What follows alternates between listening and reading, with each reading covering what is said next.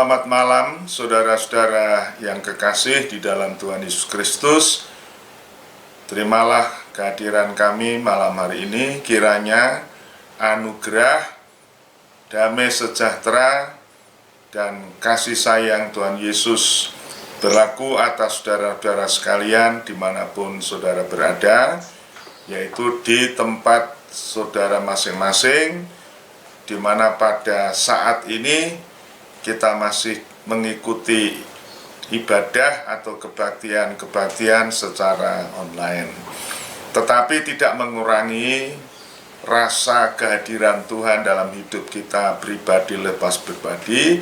Bahkan seperti yang saya sudah pernah katakan, kita dituntut untuk secara pribadi mendekatkan diri kepada Tuhan. Tidak secara formalitas, bersama-sama secara umum, tetapi kita pribadi lepas pribadi dapat menikmati hadirat Tuhan dalam kehidupan kita. Puji Tuhan, saudara, malam hari ini kita akan mengikuti ibadah semi PA, ya. Semi PA maksudnya kita mempelajari firman Tuhan lebih teliti, lebih dekat begitu ya, puji Tuhan. Tapi untuk itu kita akan sama-sama menghampiri Tuhan untuk memuji dan memuliakan Tuhan. Mari kita belajar mengerti apa rencana Tuhan dalam kehidupan kita, dan kita mohon berkat dan kekuatan daripada Dia. Kita nyanyikan "Ajarku mengerti segala rencanamu".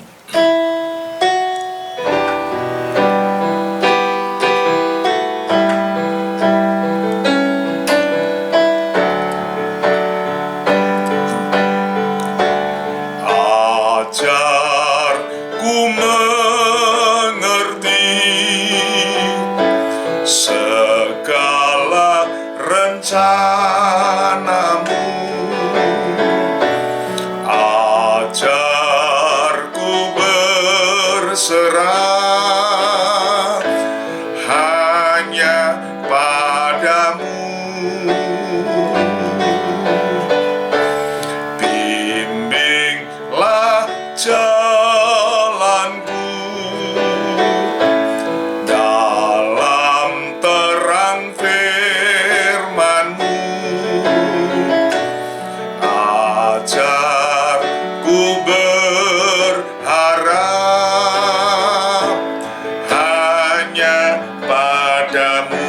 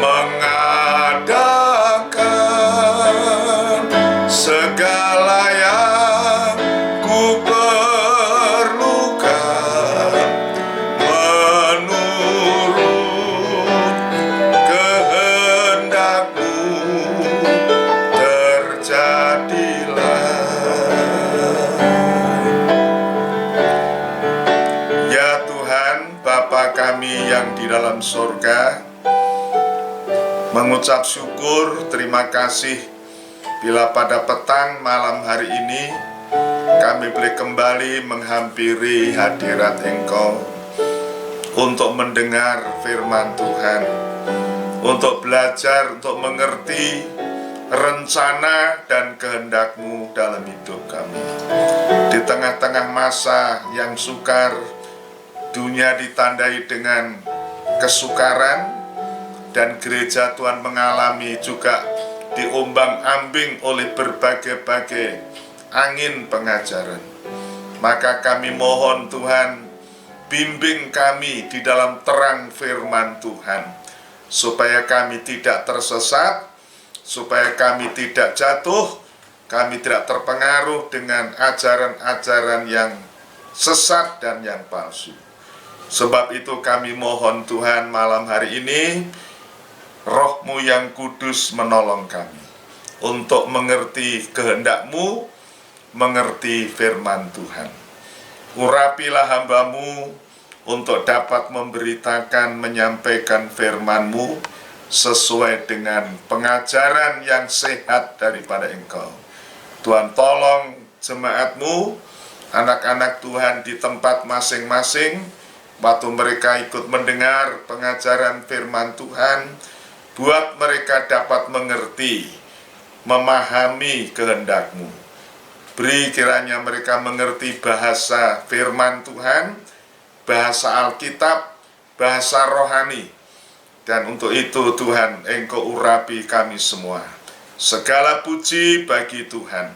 Roh najis, roh jahat, kuasa kegelapan yang coba membuat kami tidak dapat mengerti firman dengan pikiran-pikiran yang duniawi, kami hancurkan, kami tengking dalam nama Tuhan Yesus Kristus, darah Yesus yang berkuasa.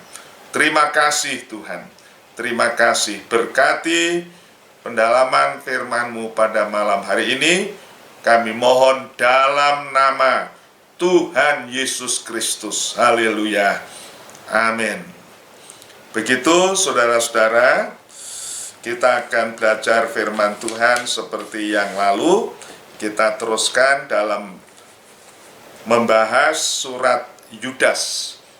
Seperti yang sudah saya sampaikan, yang lalu surat Yudas ini memang pendek, hanya 1 pasal, tetapi padat, saudara.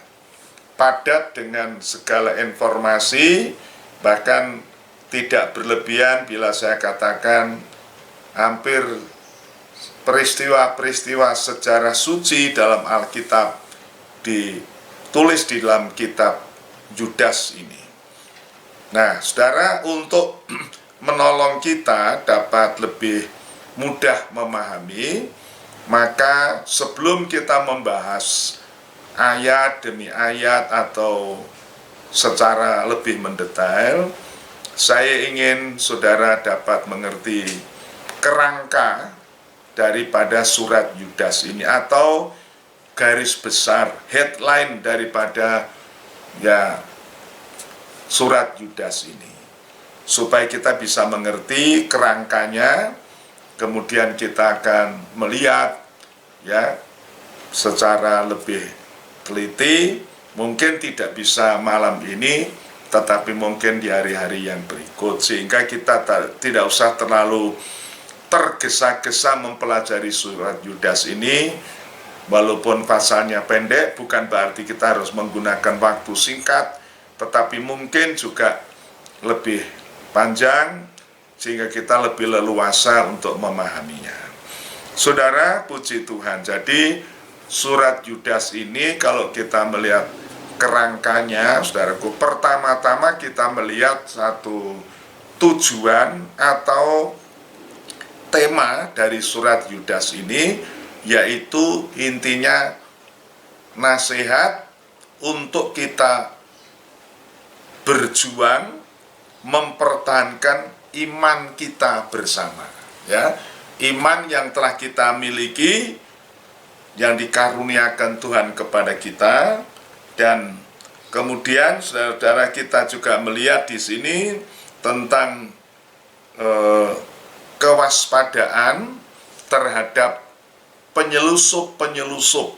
Nah, dikatakan Yuda menggunakan kata penyelusup, orang-orang tertentu yang coba menyelusup ke dalam gereja Tuhan, saudara, yaitu untuk mengajarkan ajaran-ajaran yang sesat, yang bahkan membinasakan.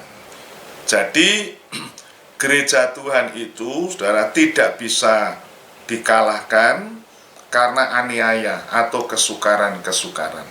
Tetapi iblis itu licik, iblis itu penipu, sehingga dia akan coba merusakkan gereja bukan dari luar, tetapi justru dari dalam, dengan cara menyelusupkan orang-orang tertentu, orang-orang fasik untuk berada di dalam gereja Tuhan dan mempengaruhi. Nah, itu lebih berbahaya. Sebab itu, saudara-saudara, kita lihat di dalam surat Yuda ini, itu kerangkanya. Kemudian kita melihat bahwa Yehuda dalam kerangka ini, yaitu dia menyatakan bahwa orang-orang yang sengaja untuk menyalahgunakan kasih karunia Allah itu sudah pasti dapat hukuman dari Tuhan. Ya, orang-orang yang menyalahgunakan kasih karunia Allah, ya, di dalam gereja Tuhan itu pasti mendapat hukuman. Dan Yudas coba untuk memberikan contoh-contoh sejarah mulai dari purbakala sampai pada zaman modern ini. Ya, misalnya Yudas memberitahukan tentang hukuman yang diberikan Tuhan kepada malaikat-malaikat, ya, yaitu dikatakan malaikat-malaikat yang meninggalkan derajatnya, ya, malaikat yang meninggalkan derajatnya itu ditulis di dalam ayat 5 sampai 7 dalam surat Yuda ini. Itu kerangka pertama. Ya, hukuman bagi orang, maksudnya peringatan bagi orang fasik, orang yang coba untuk membelokkan ajaran yang palsu dengan melakukan perkara-perkara yang berdosa, itu sudah pasti hukumannya ditentukan. Pertama yaitu contohnya malaikat-malaikat. Ya, kedua peristiwa Sodom dan Gomora itu pada zamannya Lot. Kemudian ketiga yaitu kepada umat Israel. Nah, untuk itu saudara-saudara, saya akan membacakan pada ayat 3, ya, ayat 3 dan 4, demikian bunyi firman Tuhan. Saudara-saudara yang kekasih, sementara aku menunggu, bersungguh-sungguh berusaha menulis kepada kamu tentang keselamatan kita bersama, aku merasa terdorong untuk menulis ini kepada kamu dan menasihati kamu, supaya kamu tetap berjuang untuk mempertahankan iman yang telah disampaikan kepada orang kudus. Ini yang saya katakan tema, artinya pokok surat Yuda ini adalah mempertahankan iman. Jangan sampai kita dibelokkan, dipengaruhi, bahkan juga dikorupsi oleh pengajaran-pengajaran yang palsu. Ayat 4 berkata demikian. Sebab ternyata ada orang tertentu yang telah masuk menyelusup di tengah-tengah kamu, yaitu orang-orang yang telah lama ditentukan untuk dihukum. Sudah lama ditentukan untuk dihukum. Nah, mereka masih berkeliaran, ya. Mereka adalah orang-orang yang fasik, yang menyalahgunakan kasih karunia Allah kita untuk melampiaskan hawa nafsu mereka, dan yang menyangkal satu-satunya penguasa dan Tuhan kita Yesus Kristus. Nah, ini maksudnya itu tadi, saudara. Kita mewaspadai penyelusup-penyelusup yang menyelusup atau menyelundup dalam gereja Tuhan atau dalam kehidupan umat Tuhan, yang orang itu orang fasik yang sudah lama ditentukan hukumannya, sudah dipastikan. Nah, mereka belum mengalami itu, artinya mereka nanti akan menerima semuanya itu. Nah, mereka itu orang fasik adalah menyalahgunakan kasih karunia Allah untuk melampiaskan hawa nafsu mereka. Nah, kalau saudara memperhatikan di hari-hari terakhir ini kan ada ajaran tertentu yang menyatakan bahwa kita ini di bawah kasih karunia.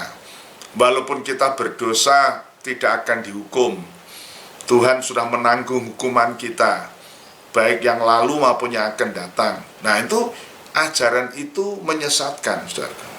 Membuat orang Kristen terus merasa sudah ditebus, diselamatkan, tetapi hidup menurut hawa nafsu. Menurut hawa nafsu. Kita memang percaya Tuhan Yesus sudah mati tersalib untuk menanggung dosa kita, kefasikan kita, kedurhakaan kita. Betul. Tetapi bukan berarti kita harus hidup di dalam dosa karena anugerah Allah. Dalam Roma pasal 5, pasal 6 itu begitu. Apakah kita bertekun di dalam dosa? Tidak. Justru kita hidup sesuai dengan kehendak Tuhan. Nah, orang-orang seperti ini sudah ditentukan hukumannya. Nah, maka dari itu, maka selanjutnya Yudas berkata bahwa orang-orang seperti itu, saudaraku, sudah ditentukan hukumannya, dan Yudas menunjukkan contoh-contoh yang lalu, contoh-contoh sejarah Alkitab, diantaranya yaitu bahwa pada zaman purbakala sebelum sejarah manusia, Tuhan sudah melakukan itu terhadap malaikat-malaikat yang meninggalkan derajatnya. Nah, mari saya akan membacakan ayat yang kelima, berbunyi demikian. Tetapi sekalipun kamu telah mengetahui semuanya itu dan tidak meragukannya lagi, aku ingin mengingatkan kamu bahwa memang Tuhan menyelamatkan umatnya dari tanah Mesir, namun sekali lagi membinasakan mereka yang tidak percaya, dan bahwa Ia menahan malaikat-malaikat yang tidak taat pada batas-batas kekuasaan mereka, tetapi yang meninggalkan tempat kediaman mereka dengan belenggu abadi dalam dunia kekelaman sampai penghakiman pada hari besar. Sama seperti Sodom dan Gomora dan kota-kota sekitarnya yang dengan cara yang sama melakukan percabulan dan mengejar kepuasan-kepuasan yang tak wajar, telah menanggung siksaan api kekal sebagai peringatan kepada semua orang. Nah, ini Yudas menunjukkan bahwa orang-orang fasik itu sudah ditentukan hukumannya. Dan dia menunjukkan contoh peristiwa sejarah, mulai dari malaikat-malaikat zaman purbakala. Malaikat itu, saudara, tidak bisa bertobat. Malaikat itu makhluk yang sempurna, tetapi waktu mereka meninggalkan derajatnya, yaitu melanggar batas-batas kekuasaan kodrat mereka, Allah tidak sayang, tidak mengampuni mereka, tetapi dihukum saat ini, disimpan di dalam gua gelap namanya Tartarus untuk nanti menunggu penghakiman pada akhir zaman. Nah, itu. Yang kedua, zaman Sodom dan Gomora itu Ingat zaman Lot, orang hidup dalam kefasikan, dalam percabulan, ya, dan itu asal kata sodomit, itu kota Sodom dan Gomora, itu kehidupan yang fasik, yaitu homoseksual dan sebagainya. Dan itu dikatakan menjadi teladan untuk orang pada akhir zaman ini. Ya, kehidupan yang fasik itu menyalahgunakan karunia Allah tadi. Dan yang ketiga tadi yaitu perjalanan orang Israel. Ini yang lebih perlu kita perhatikan. Orang Israel itu ditebus oleh Tuhan, saudara, oleh darah anak domba, diselamatkan, melewati laut Kulsum, dan seterusnya. Tetapi Alkitab menulis bahwa mereka binasa di padang gurun. Ya, sebagian terbesar, bahkan kalau kita membaca dalam kitab Bilangan, tidak ada seorang yang bisa masuk negeri Kanaan, kecuali 2 orang, yaitu Yosua dan Kaleb, saudara. Dan selanjutnya, saudara, yang masuk itu adalah anak-anak yang lahir di padang gurun. Angkatan berikutnya, yang semua keluar dari Mesir itu semua binasa. Dan ini mengingatkan kita bahwa kita diselamatkan oleh darah Yesus, darah anak domba Allah, ya. Tetapi kalau kita berkelakuan seperti orang Israel, itu dicatat di dalam surat Korintus 1 Korintus 10 itu ditulis di situ. Mereka menyembah berhala, mereka berbuat cabul, mereka bersungut-sungut. Dan Paulus katakan ini semua pelajaran buat kita, teladan buat kita, untuk supaya kita tidak berbuat seperti mereka. Dan mereka binasa, saudaraku. Dan ini menunjukkan bahwa orang yang menyalahgunakan kasih karunia Allah itu sudah pasti dapat hukuman. Dan itu dikatakan sini, itu menjadi pelajaran untuk kita yang pada akhir zaman. Saudara, itulah hukuman yang pasti. Bab itu Yudas berkata, aku mengingatkan kamu supaya tidak terpengaruh dengan mereka-mereka yang menyalahgunakan pengajaran itu. Kemudian, saudaraku, Yudas juga menunjukkan ciri-ciri, ya, guru palsu itu bagaimana, ya. Kita akan membaca itu, saudaraku, pada ayat yang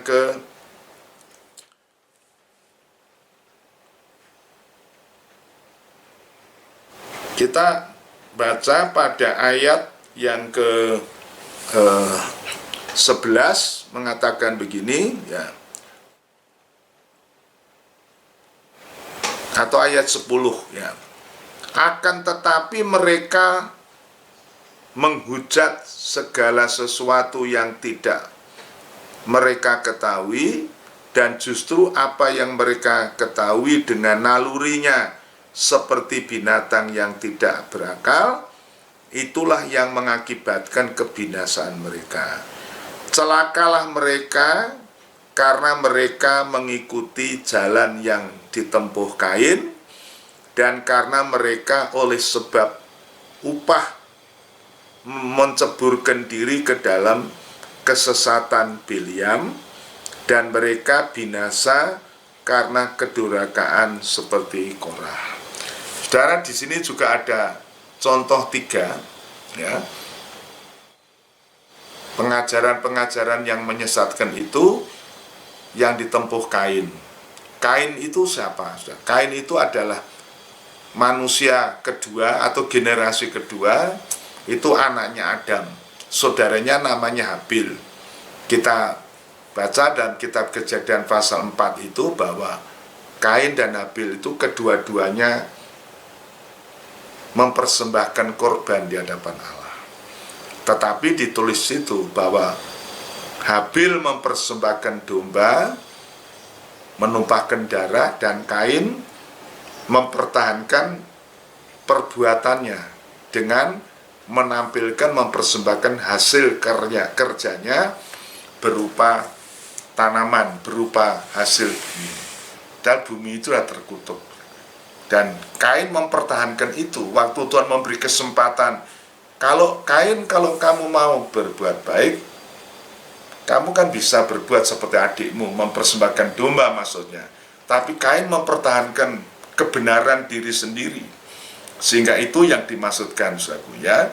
Jadi kalau kita mempertahankan kebenaran diri sendiri, kita menolak korban Kristus, sama dengan yang dimaksudkan tadi, ya. Kemudian disebutkan pengajaran Bileam. Bileam itu sebetulnya dikatakan nabi, saudaraku. Nabi di Midian. Ya. Kalau kita membaca dalam kitab Bilangan pasal yang ke-22 di sana sampai 24, kita cukup luas diperlihatkan di situ. Siapa sebetulnya Bileam itu? Dia seorang hamba Tuhan. Pertama, dia memang berdiri atas kebenaran firman. Dia tidak mau disuap dan sebagainya. Tapi kemudian karena upah yang ditawarkan oleh Raja Balak itu, Bileam terpengaruh. Akhirnya menuruti apa yang diminta Balak untuk mengutuki orang Israel. Cuma kita membaca bahwa Tuhan yang membalik lidahnya. Dia tidak mengucapkan kutuk, tidak mengucapkan serapah, tetapi sebaliknya memberkati orang Israel. Tetapi di dalam kitab Ulangan kita baca di situ bahwa orang Israel akhirnya kena tulah, dimurkai Tuhan karena mereka jatuh di dalam penyembahan berhala, perzinahan. Dan ditulis itu nasihatnya Bileam. Nasihatnya Bileam. Orang Israel tidak dikutuk Allah karena permintaan Balak, tetapi orang Israel jatuh di dalam perzinahan, penyembahan berhala. Jinah rohani itu menyembah berhala, saudara-saudara. Dan Allah mengutuki Israel sehingga mereka jatuh korban banyak. Saudara, tadi saya sebutkan di depan bahwa gereja Tuhan tidak akan mengalami keruntuhan karena aniaya atau dari luar, tetapi dari dalam. Sebab itu iblis menginfiltrasikan, menyelusupkan orang-orang yang seperti ini untuk menyesatkan orang Israel. Kemudian, saudaraku, pemberontakan Korah kita baca dalam kitab Bilangan itu, saudara, pasal yang ke-16. Di sana ada orang-orang Israel yang tidak menghargai atau tidak mau menghargai jabatan yang diberikan Tuhan kepada Harun dan Musa. Mereka merasa mereka juga sebagai hamba Tuhan, bisa berbicara, bisa bernubuat dan sebagainya, sehingga mereka melawan Musa, saudara. Dan waktu itu mereka seperti menghujat dan sebagainya. Dan saudara membaca itu di dalam kitab Bilangan pasal yang ke-16, Tuhan membuka bumi dan menelan mereka hidup-hidup turun ke dalam jurang maut. Kemudian pasal 17, kemudian Tuhan atur begitu rupa untuk menunjukkan siapa hamba Tuhan yang memang dipilih Tuhan, dengan cara tongkatnya Harun bertunas. Waktu itu Tuhan menyuruh, ayo kamu masing-masing 12 suku, masing-masing membawa tongkat sebagai simbol kepemimpinan. Mana tongkat yang bertunas, itulah yang dipimpin Tuhan, yang dipilih Tuhan. Dan 12 tongkat ini dibawa ke ruang Maha Kudus, besok paginya diambil, ternyata tongkatnya Harun yang bertunas, untuk menunjukkan bahwa Tuhan memilih Harun. Itu untuk memadamkan pemberontakan mereka. Saudara-saudara, ini 3 tokoh ini untuk menunjukkan bahwa penyesatan kepemimpinan yang merusakkan gereja Tuhan.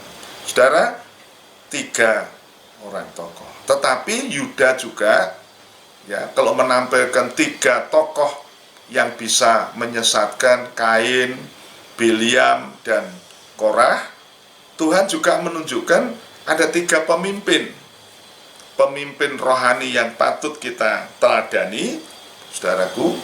Pertama, dia katakan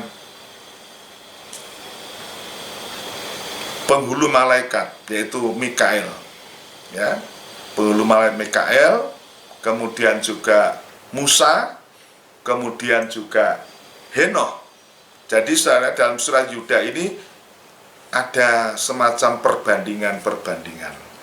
Dan kalau saudara memperhatikan, Yuda menggunakan semacam suatu istilah, idiom gitu, yang menggunakan 3 kata rangkai, ya, rangkaian kata 3. Jadi dari ayat 1 sampai itu, kalau saudara perhatikan, itu selalu ada 3, ya, 3. Misalnya contoh hukuman, contohnya yaitu malaikat yang berdosa, Sodom dan Gomora, umat Israel, 3 contoh. Kemudian 3 pemimpin atau 3 pengajar sesat, Kain, kemudian Bileam, Korah, ya, itu menunjukkan 3. Tapi juga ada 3 tokoh yang harus kita dengar, yaitu malaikat Mikael, penghulu malaikat. Saudara tahu, lamanya itu Lucifer itu iblis, tapi Mikael itu penghulu malaikat, dan itu sudah mengalahkannya, ya, puji Tuhan. Kemudian dikatakan waktu itu Mikael berbantah dengan iblis tentang mayat Musa. Maksudnya Musa ditampilkan di sini sebagai pemimpin besar umat Israel, yang memimpin umat Israel keluar dari Mesir, ya. Tuhan pakai dengan heran. Ini Musa, ya, menghadapi berbagai pencobaan, melawan penyembahan berhala dan sebagainya. Ini pemimpin Musa. Kemudian ditampilkan Henokh, ya. Henokh itu generasi ke-7 setelah Adam. Dan kita tahu di dalam kitab Kejadian pasal yang ke-5 itu ditampilkan siapa itu Henokh.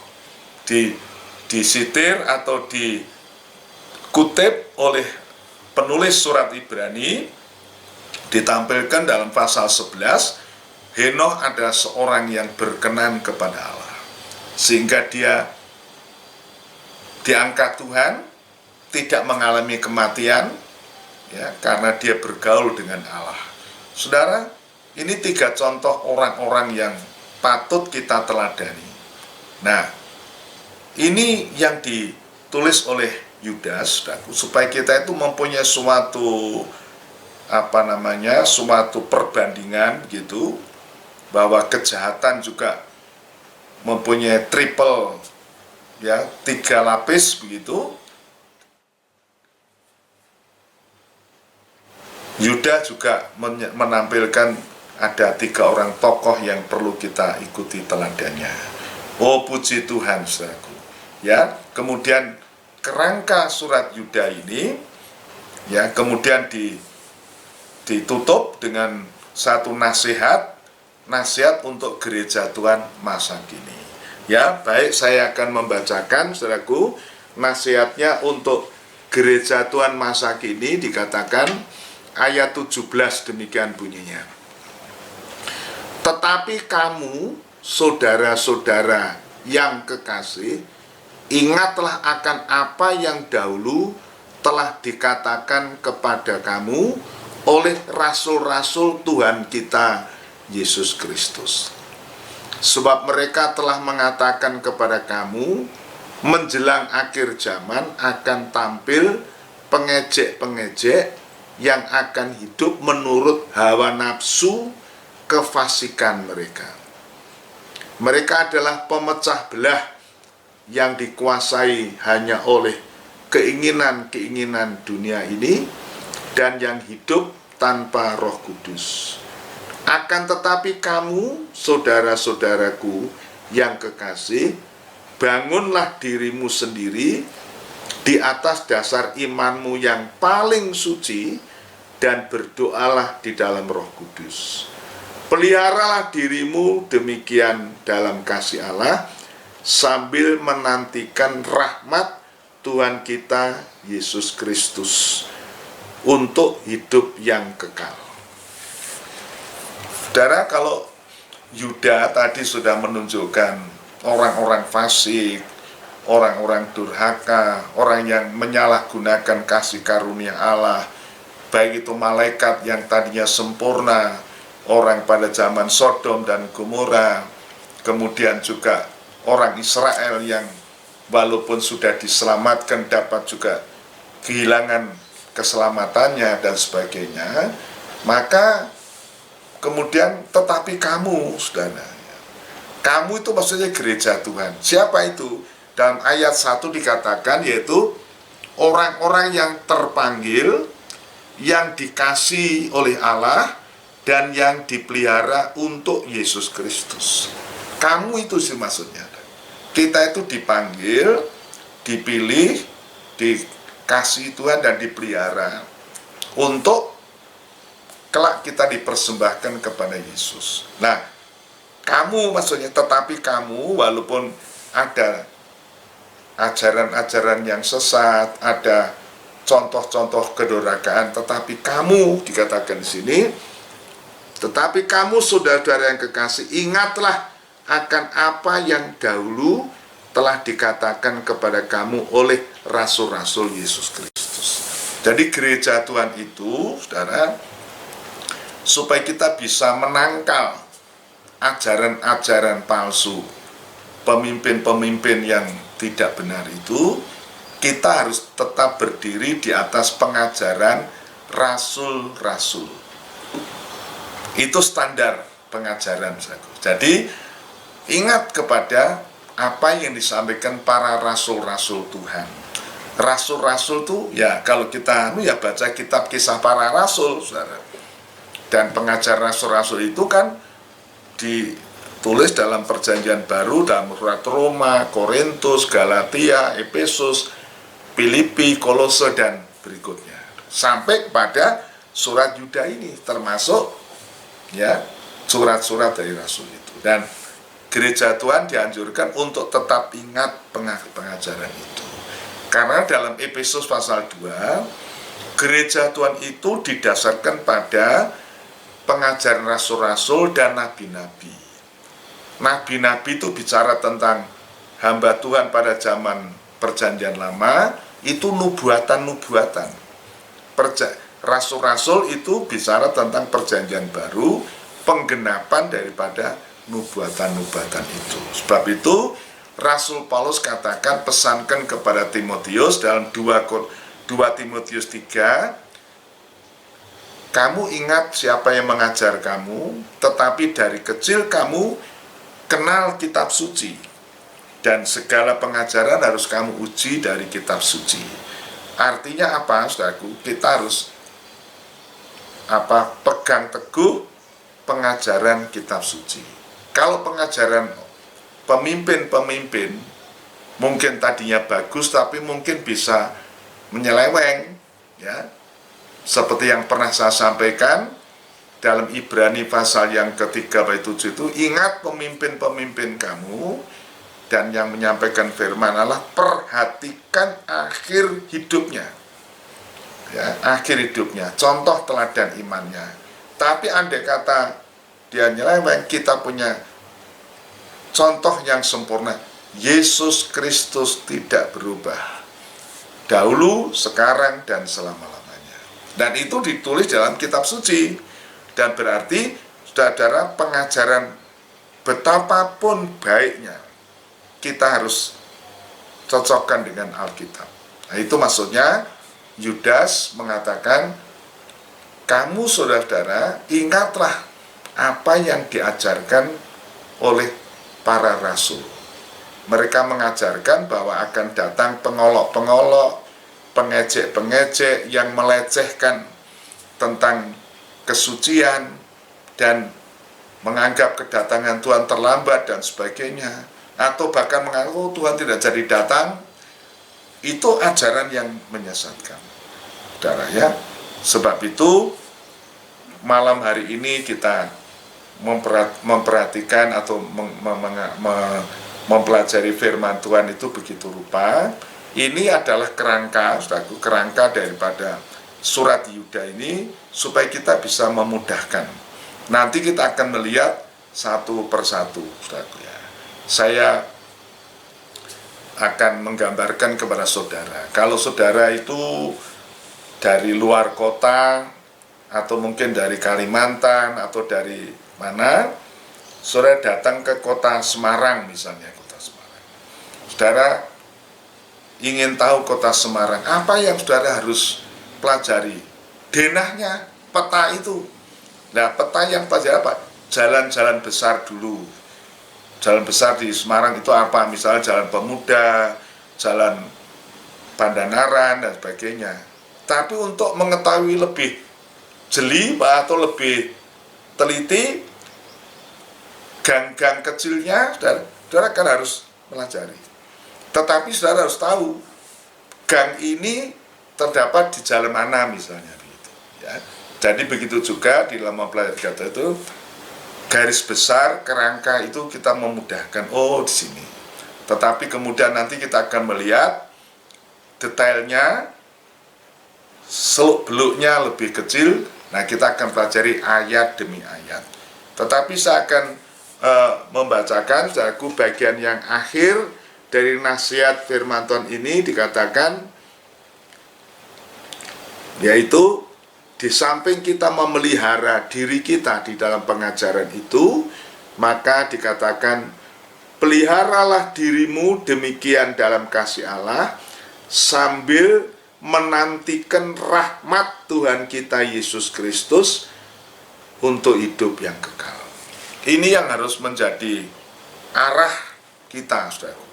Ya, jangan sampai kita itu keselimur dan sebagainya. Kita harus arahkan bahwa sekarang kita beribadah, itu kita menantikan hari yang mulia, kedatangan Tuhan pada kali yang kedua. Jadi kalau kita ingat kedatangan Tuhan, maka kita akan memelihara diri kita. Seperti di dalam Injil Matius 24 ayat 45 dan seterusnya, saudaraku, itu ada dua orang hamba. Hamba yang setia dengan hamba yang jahat. Hamba yang setia itu dia setia menyediakan makanan, firman Tuhan untuk isi rumah Allah. Tetapi hamba yang tidak setia, wah dia mabuk-mabuk, memukul kanan kiri, memukul hamba lain. Dan waktu Tuhan datang, dia kena murka. Puji Tuhan. Jadi kalau kita menganggap kedatangan Tuhan itu masih lama dan sebagainya, itu yang membuat kita bisa lengah. Bab itu dikatakan kita menantikan hari yang bahagia, kedatangan Tuhan. Nah, saudara, yang terakhir dalam kerangka ini yaitu ayat yang ke-24 yang demikian saya bacakan.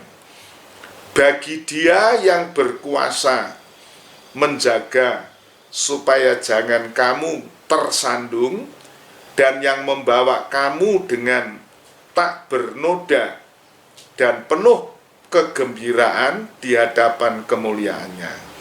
Allah yang esa, juru selamat kita oleh Yesus Kristus, Tuhan kita.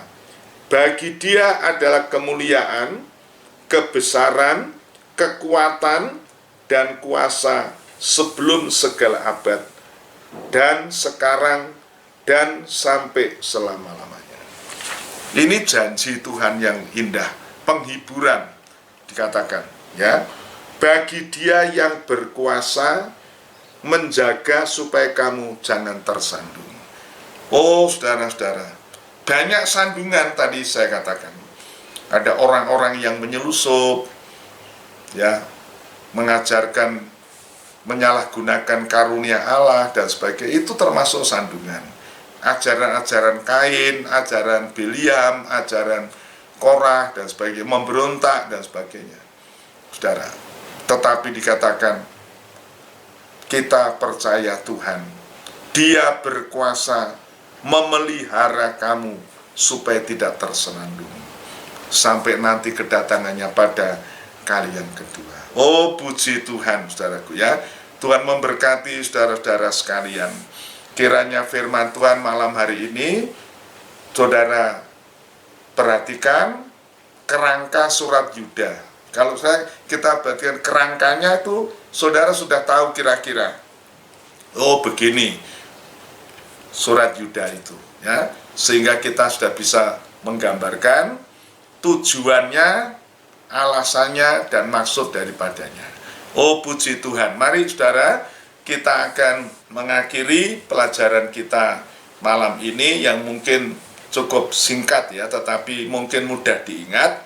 Kita berdoa mohon kemurahan Tuhan, Dia sanggup memelihara saudara, sanggup membuat saudara tidak terserandung.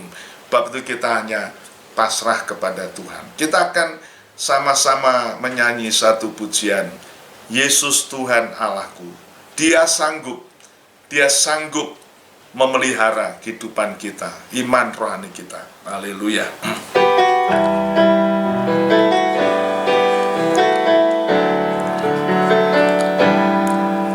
Yesus Tuhan, mulialah namamu. Yesus Allahku, besar kasih-Nya.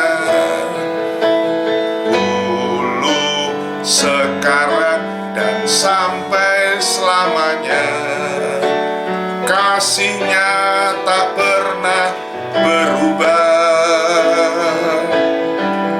Yesus Tuhan, mulialah namanya.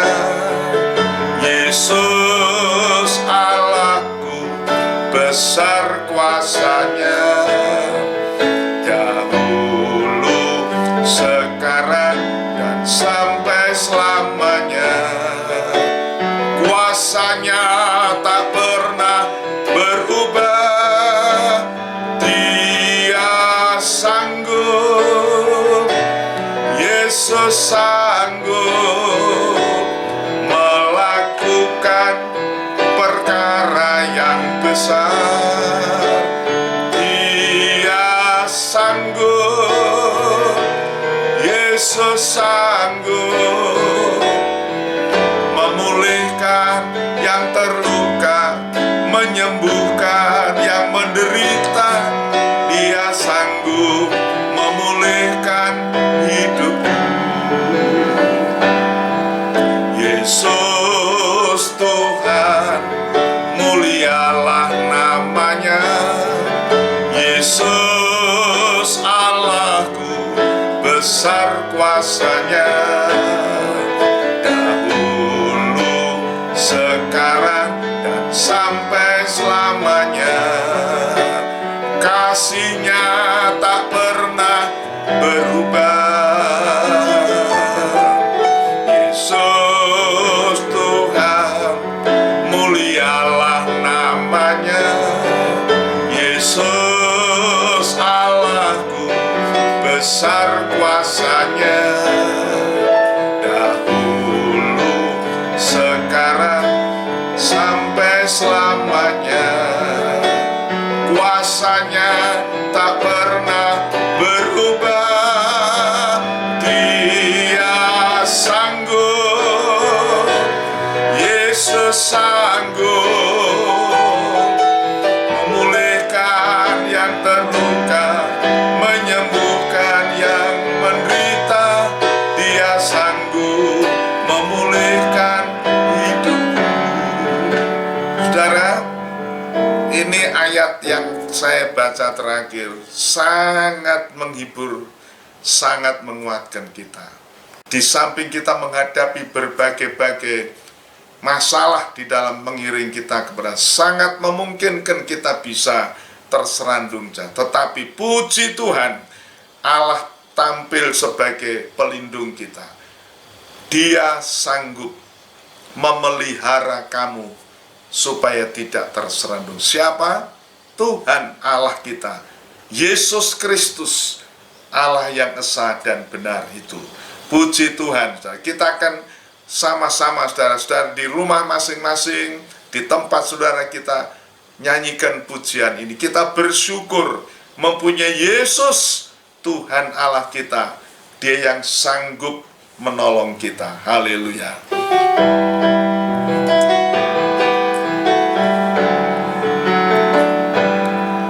Yesus Tuhan, mulialah namanya. Yesus Allahku, besar kasih-Nya. Dahulu, sekarang, dan sampai selamanya. Kasih-Nya tak pernah berubah. Yesus Tuhan, mulialah namanya. Yesus Allahku, besar kuasa-Nya. Dahulu, sekarang, dan sampai selamanya. Kuasa-Nya tak pernah berubah. Dia sanggup, Yesus sanggup melakukan perkara yang besar. Dia sanggup, Yesus sanggup memulihkan yang terluka, menyembuhkan yang menderita. Dia sanggup memulihkan hidupku. Dia sanggup, Yesus sanggup memulihkan yang terluka, menyembuhkan yang menderita. Dia sanggup memulihkan hidupku. Mari kita berdoa. Ya Tuhan Allah Bapa di dalam surga, kami mengenal Engkau di dalam Yesus Kristus Tuhan dan Juru Selamat kami, yang telah datang ke dunia untuk memberikan pembelaan bagi kami. Kami bersyukur malam ini firman-Mu menyatakan Engkau sanggup memelihara kami, supaya kami tidak jatuh terserandung. Engkau berkuasa menolong kami di dalam segala hal, sekalipun kami menghadapi goncangan-goncangan dari luar, aniaya, kesukaran-kesukaran, tetapi dari dalam ada ajaran-ajaran palsu, orang-orang yang menyalahgunakan kasih karunia untuk melakukan, melampiaskan hawa nafsu. Ini yang menjatuhkan gereja Tuhan. Tetapi kami bersyukur, terima kasih Tuhan, karena Engkau sanggup menolong kami. Sebab itu kami mohon kemurahan Tuhan, ulurkan tangan-Mu Tuhan, pegang tangan kami, bimbing kami oleh firman-Mu yang terang adanya, supaya kami tidak tersesat di jalan. Tuhan, Engkau sanggup melakukan perkara-perkara besar. Tuhan, terima kasih. Kami berdoa untuk seluruh jemaat-Mu. Lindungi Tuhan di masa-masa sukar ini, di masa-masa menghadapi kesukaran ekonomi, kesukaran pekerjaan, kesehatan, dan sebagainya. Tuhan, mohon perlindungan Tuhan. Tutup bungkus kami dengan kuat kuasa korban-Mu, dengan darah-Mu yang maha kuasa. Tuhan, terima kasih. Biarlah Engkau tanamkan, meteraikan firman-Mu dalam kehidupan kami. Roh-Mu yang kudus memberikan kami hikmat untuk dapat mengerti kebenaran firman-Mu, khususnya dalam surat Yehuda ini. Surat yang padat, Tuhan, mencakup Tuhan sejarah suci Alkitab, mulai dari zaman purbakala sampai pada akhir zaman ini. Tuhan, terima kasih. Kami telah mempelajari firman-Mu, biar Roh Kudus yang akan melanjutkan. Seperti tersurat di dalam 1 Korintus 3, kami hamba-hamba-Mu hanya menanam, menyiram, tetapi Engkau yang memberi pertumbuhan. Sebab itu kami menyerahkan semua pelayanan ini Tuhan yang akan menyempurnakan segala kelemahan kami, kekurangan kami, cacat celah kami. Tuhan tutup dengan kuat kuasa darah-Mu yang mengadakan pendamaian bagi kami. Tuhan yang menyempurnakan. Tuhan berkati seluruh jemaat-Mu di tempat masing-masing, dan ajar kami untuk tetap tekun setia mengiring Tuhan sampai Engkau datang pada kali yang kedua di awan yang permai menjemput kami semua. Kiranya berkat anugerah, damai sejahtera, kasih sayang Tuhan Yesus menyertai kita semua sampai Maranatha Tuhan datang. Dalam nama Tuhan Yesus Kristus. Haleluya. Amin. Selamat malam, saudara. Tuhan memberkati.